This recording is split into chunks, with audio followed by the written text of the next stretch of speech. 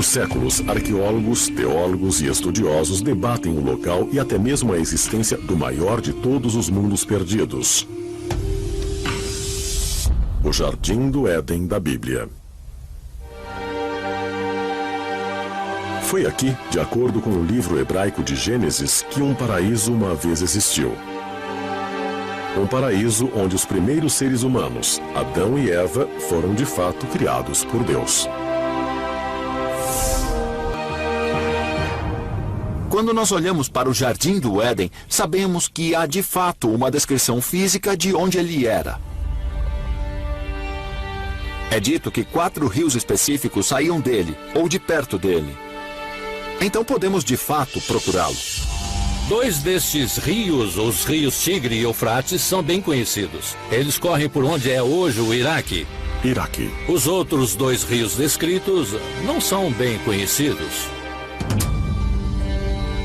Os pesquisadores agora acreditam que o terceiro rio, conhecido como o Rio Karun, atravessa o Irã e se junta ao Eufrates ao norte do Golfo Pérsico.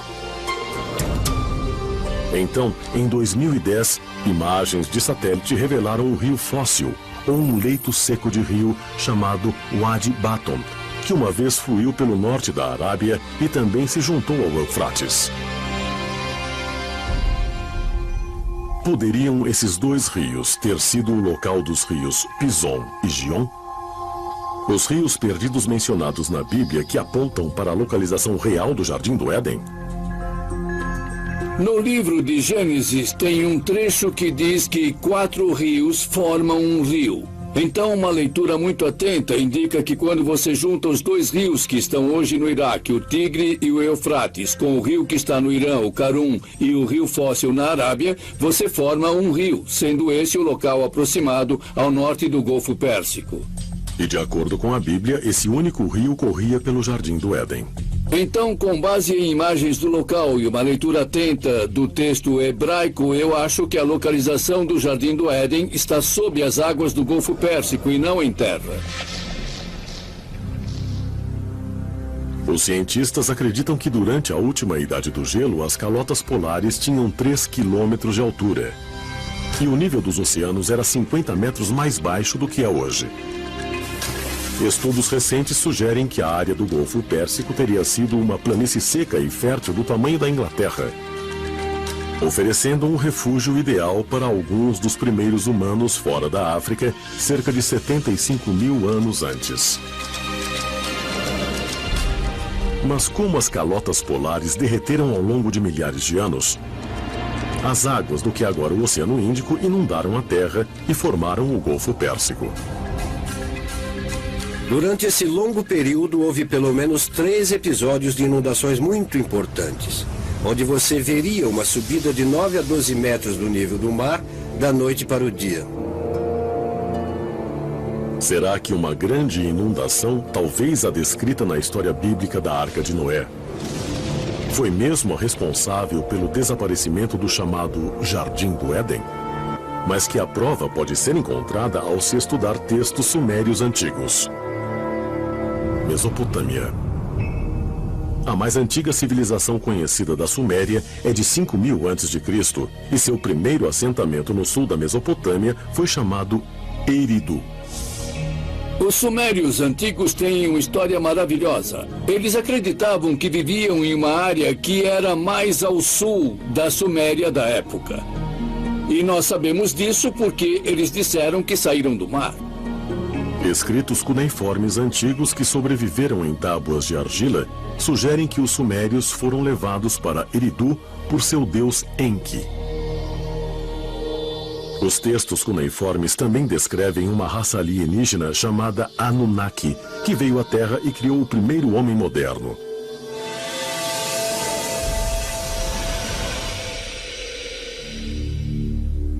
Adão, em sumério ou num sumério bem antigo, significa um pequeno povoado rural.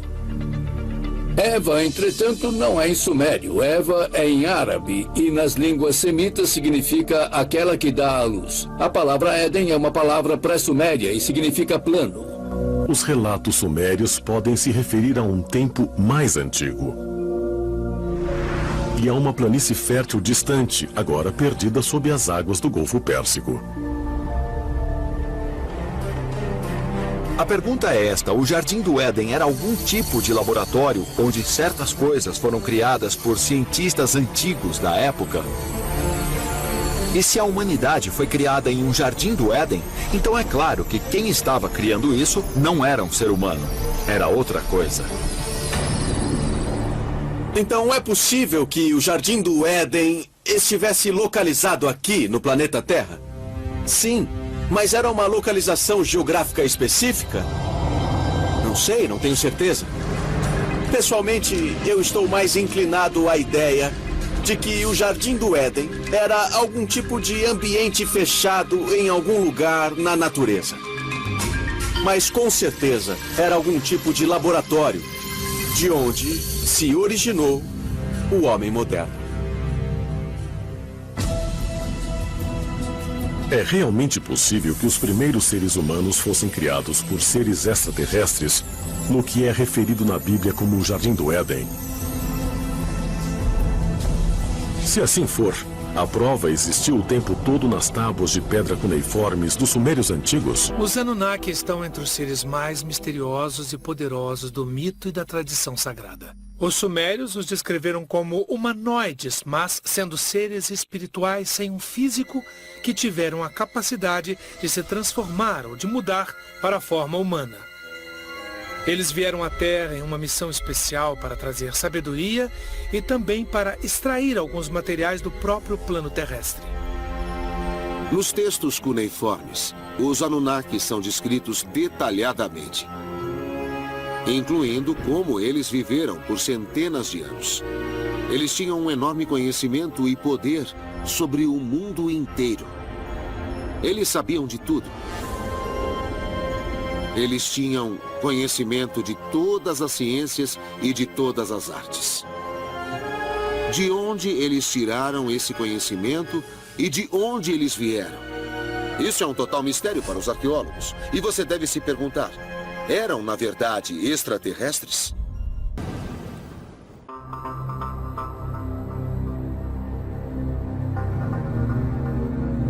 Shuruppak, centro-sul do Iraque, 1931. Enquanto cavavam nessa antiga cidade suméria, os arqueólogos encontraram o que acreditam ser uma prova concreta de uma inundação de cerca de 2.900 anos antes de Cristo. De acordo com os relatos da lista real sumeriana, o rei Ziusudra foi o último governador sumério antes de haver um grande dilúvio na Terra. As escavações da grande cidade de Shuruppak tiveram início em 1931. E foi a partir dessas escavações que eles começaram a juntar a história do rei Ziusudra. Na cidade de Shuruppak, achamos depósitos de sedimentos que parecem demonstrar ter havido uma inundação cerca de 2.900 anos antes de Cristo. Essa é uma ligação que mostra que o dilúvio bíblico pode ser um fato verídico e de um jeito que consigamos, enfim, provar essa veracidade. Muitas culturas antigas têm a história do dilúvio, que é intrigante. O fato dos mesopotâmios terem uma história de inundação não é surpreendente, porque a história da Mesopotâmia é repleta de contos contendo os rios Tigre e Eufrates e tentando torná-los úteis à agricultura. Até terem construído o sistema de canal, havia inundações ali que arruinavam cidades. Parece que a história da Arca de Noé talvez não seja uma história originalmente hebraica. Nos textos sumérios, encontramos uma história muito mais antiga do Ziusudra, que também sobreviveu ao dilúvio, que construiu uma arca e que conseguiu salvar parte de sua família também. Isso é só uma coincidência ou isso sugere que, na verdade, o conto bíblico foi baseado na história suméria original? As semelhanças estão ocasionando sugestões de que talvez o relato bíblico seja pautado, de certa maneira, nos relatos mesopotâmicos. Minha intuição é que, certamente, os escritores bíblicos tenham adaptado isso pelas próprias razões teológicas deles. No relato bíblico, a justificativa para o dilúvio é o pecado humano. E então, o que o escritor da Bíblia fez foi usar os relatos das inundações, no intuito de provar uma razão teológica do porquê elas ocorreram. De acordo com a antiga lenda suméria, o Grande Dilúvio não foi um evento natural, mas foi guiado pelo deus Enlil, que estava cansado do barulho dos seres humanos. Dos Anunnaki que vieram à Terra, essencialmente tiveram 2 líderes. Enlil, que estava na lei, ele era o filho legítimo de Anu, o rei do planeta Nibiru, e seu meio-irmão Enki, que na verdade era o primogênito. Eles estavam no comando da Terra. A procriação estava fora de controle. Enlil ficou furioso e decidiu que ia exterminar todos os seres humanos, criando o que hoje conhecemos como Dilúvio de Noé. Enlil pensou que os seres humanos deviam ser liquidados. Eles eram problemáticos demais. E Enki, como Prometeu dos gregos, ficou ao lado dos humanos e disse não. Eles devem ser preservados. Conta a lenda que Enki alertou o rei Ziusudra que construísse um barco para que ele ficasse salvo de um grande dilúvio. Assim como Noé foi instruído a construir uma arca nas histórias da Bíblia hebraica. Essas 2 histórias podem ter as suas origens em fatos históricos? Em Ur e em outras cidades temos provas de inundações, de imensas inundações. Algumas pessoas estão associando isso à história do dilúvio de Noé e a histórias de inundações em outras culturas. Então acho que temos uma tendência onde cada vez mais pessoas duvidam dos mitos, questionam as lendas, mas na verdade com maiores pesquisas descobrimos que a história tem uma base verídica. E de forma bem clara, podemos fazer uma opção. Fingir que tudo isso é um mito e que isso não existe. Ou então aceitar como nossos antepassados nos deixaram. E então confrontar isso com a possibilidade de estarmos de fato falando de seres extraterrestres incríveis, com a expectativa de vida que podia ser algo normal no lugar de onde vieram, mas que com certeza para o planeta Terra era algo extraordinário. Ou será que a história de Noé pode ser baseada na história de um deus Anunnaki que estava aborrecido? Um deus que estava determinado a aniquilar as criaturas mestiças que habitavam a Terra. Enki, o deus Anunnaki, disse para o rei sumério Ziusudra: o que haveria ali, um dilúvio, o mesmo dilúvio da Bíblia, é que ele precisava fazer uma arca. Diríamos hoje um barco para escapar disso. No entanto, é bem possível que o barco que ele fez para escapar desse dilúvio era, na verdade, uma nave espacial. E que ele foi para o espaço, na intenção de sair desse dilúvio, e que ficou em órbita ao redor do nosso planeta. Se tem uma coisa que une as culturas antigas do mundo todo é que praticamente todas essas histórias têm mitologia sobre inundações fazendo parte delas. Dilúvios, grandes inundações, cobrindo o planeta inteiro, exterminando todos os tipos de pessoas.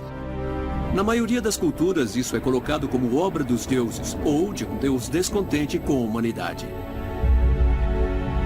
Agora, é claro que, atualmente, muitas pessoas aplicam isso a um contexto de ufologia. Outras inserem em um contexto religioso. Mas muitos pesquisadores veem os relatos e histórias bíblicas como sendo baseados na realidade, mas com origens extraterrestres.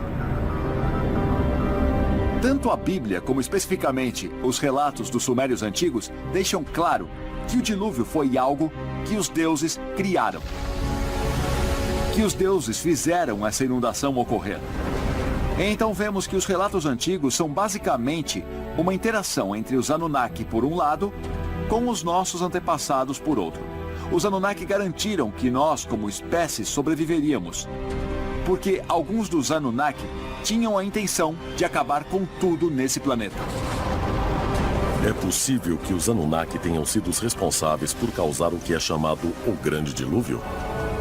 E que essa inundação destruiu praticamente todas as provas do tempo dos Anunnaki na Terra? Talvez a resposta possa ser encontrada não aqui na Terra, mas em outro planeta, a mais de 55 milhões de quilômetros de distância.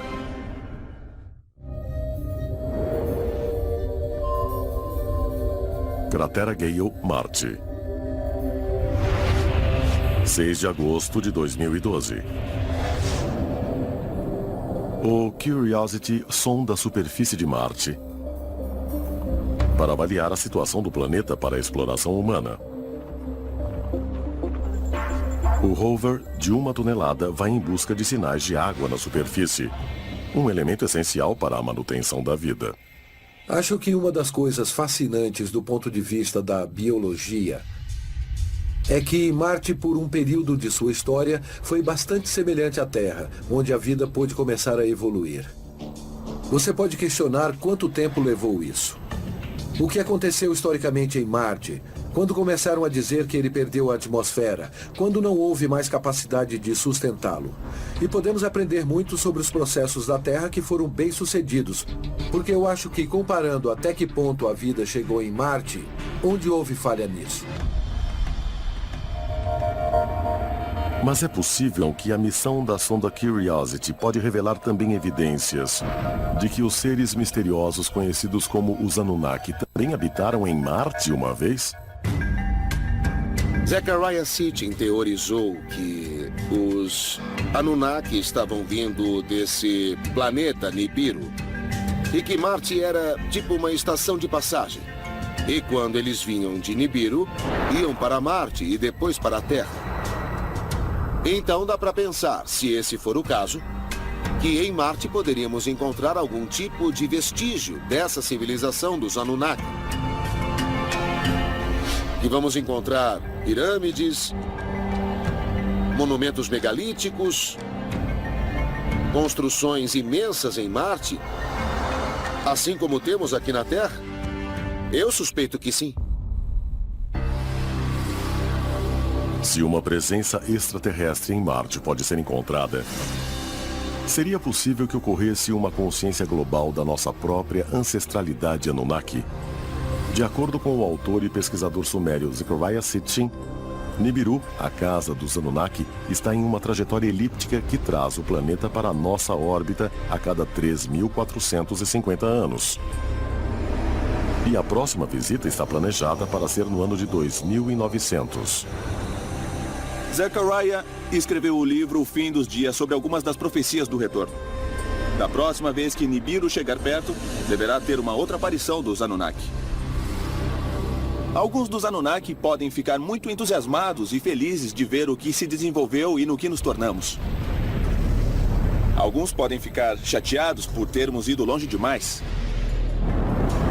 Talvez tenhamos ultrapassado os limites. Os Anunnaki podem nos julgar. E isso poderia ser bom ou poderia ser ruim. Os antigos egípcios falaram de Tuat, que era a travessia entre esse e outro mundo. E Nibiru era o equivalente sumério disso. Ele é um reino que existe tanto nesse espaço, mas também em outro lugar. Isso é como uma ponte, um território, no qual os seres humanos podem sair em vida daqui da Terra e irem para o reino dos deuses. Segundo a interpretação dos textos sumérios de Sitchin, Nibiru também desempenhou um papel importante na criação cataclísmica da Terra e no cinturão de asteroides entre Marte e Júpiter. Se for verdade, será que uma mudança parecida estará guardada na próxima vez que entrarmos em contato com os Anunnaki? Reuniões de humanos com os Anunnaki, sempre que ocorrem, na maioria das vezes resulta na mesma coisa, a estimulação da evolução humana. Os Anunnaki entraram na consciência e cultura humana, trazendo sabedoria, conhecimento e muitas vezes a tecnologia. Então, quando vemos um retorno em massa dos Anunnaki, com base no passado, podemos esperar ver mais uma vez novas tecnologias, novos conhecimentos e ideias que estão sendo semeadas na consciência humana. Quando observamos a história dos Anunnaki e do seu envolvimento na cultura suméria, precisamos compreender que potencialmente esse é um legado de informações. É para olharmos os registros da humanidade e interpretarmos de onde realmente nós viemos. Existe um denominador comum em todas essas histórias sobre extraterrestres nos visitando em um passado distante, que é a promessa do retorno deles? Como podemos nos preparar para o retorno desses extraterrestres no futuro? É muito simples.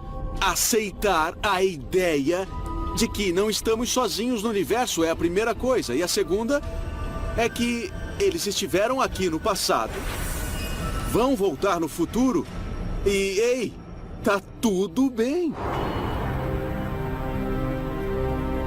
É possível que a raça humana foi iniciada,